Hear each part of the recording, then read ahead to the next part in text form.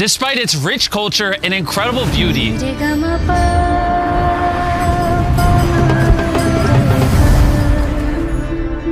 over 40 million children in India live like this. And to make things worse, millions of them grew up without having any kind of family. Every country struggles with poverty, but unfortunately, India has the highest population of orphans in the world, meaning that many of them face abuse, malnutrition, early marriage, and unplanned pregnancy. And because of all the obstacles that these children face, completing their education is unfortunately a lower priority. And after receiving multiple comments from you guys asking us to come visit India, we decided to, and so much more happened than we had expected. We collaborated with one of the biggest stars in Bollywood. Darren became a fashion designer, and we discovered multiple people making a massive difference in their communities. So we decided not only to do one project in India, but two. And when we arrived in New Delhi, Darren met with Dr. Modi, the founder of the first organization. When I look back, I remember as a child, I was all of 8 years old and I was visiting a very crowded place with my parents. And suddenly I found myself alone in that crowd and I was yelling out for my parents and I was not able to see them. Finally, the police restored me back to my parents. But that made me realize how children without parental care would feel. I started visiting different children's homes in India, and that's where one of the children, I still remember, held on to my clothes and said, "Please take me home." This was the start of the Udayan Ghar Home program, where orphaned and abandoned children are assigned lifelong mentor parents, a group of extremely dedicated carers that give younger kids a loving family environment so they can flourish like any other child in society. But Udayan Care didn't stop there. In 2002, Dr. Modi started the Udayan Shalini Fellowship Program, where mentors support girls from underprivileged backgrounds and grow them into empowered, independent women that will build a more equitable society.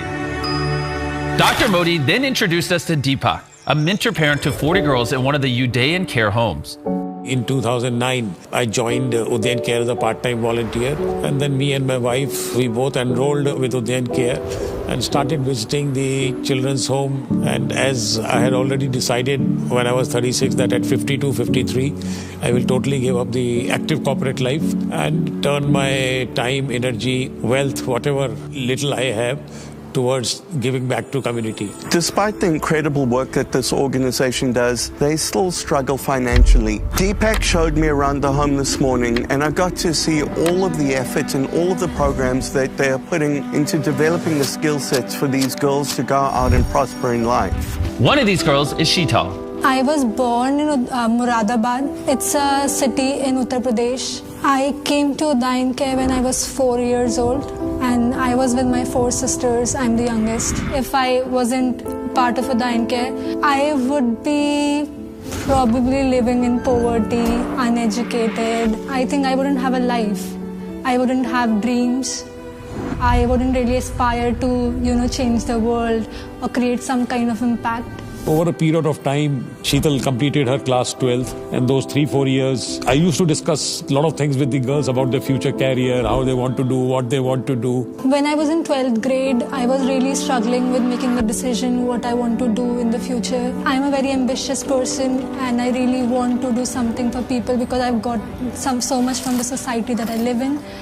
So raising awareness about things through my art. Sheetal mentioned that she would like to be a fashion designer. If you have to be a fashion designer, you should go for the best institute, at least in India. So after working extremely hard on her studies, Sheetal was able to get into the top fashion school in India, the National Institute of Fashion Technology in Mumbai. I went to Mumbai, dropped her to the college. And at that time, I kind of felt like this is something different. Somebody just being so passionate about your dreams, like more than I am passionate for my own dreams. It was a similar feeling traveling with her. The same way I had gone to drop my son when he did his MBA from one of the institutes in India. It is just, something that you don't expect from someone who is not your parent, but they do it regardless. So you start feeling a sense of emotional connection to them that is more deeper than just a mentor.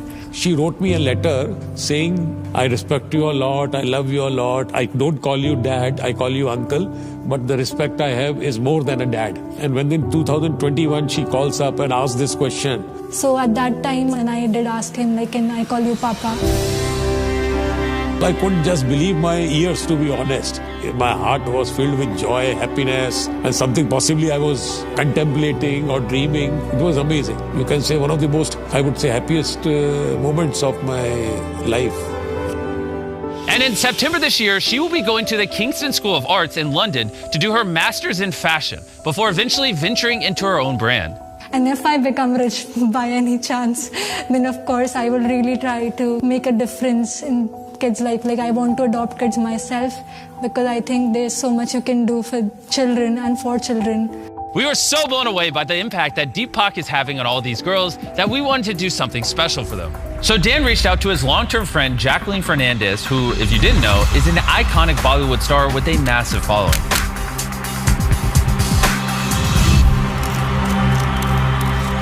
Today I came into Delhi to meet the Delhi Noida Udayan Care program and the girls over there. It's just such a lovely, lovely organization. So lovely to see that they've been able to achieve so much. Jacqueline absolutely made these girls' day, but there was one more person to surprise. Sheetal was sitting in a room far away from the hall, waiting to continue her interview, and she had no idea that Jacqueline was here. So Dan and Jacqueline prepped on how they wanted to surprise her. I'm going to run in and be behind the camera and ask the questions, then you come in and surprise her. We're about to go in to surprise Sheetal right now. This is such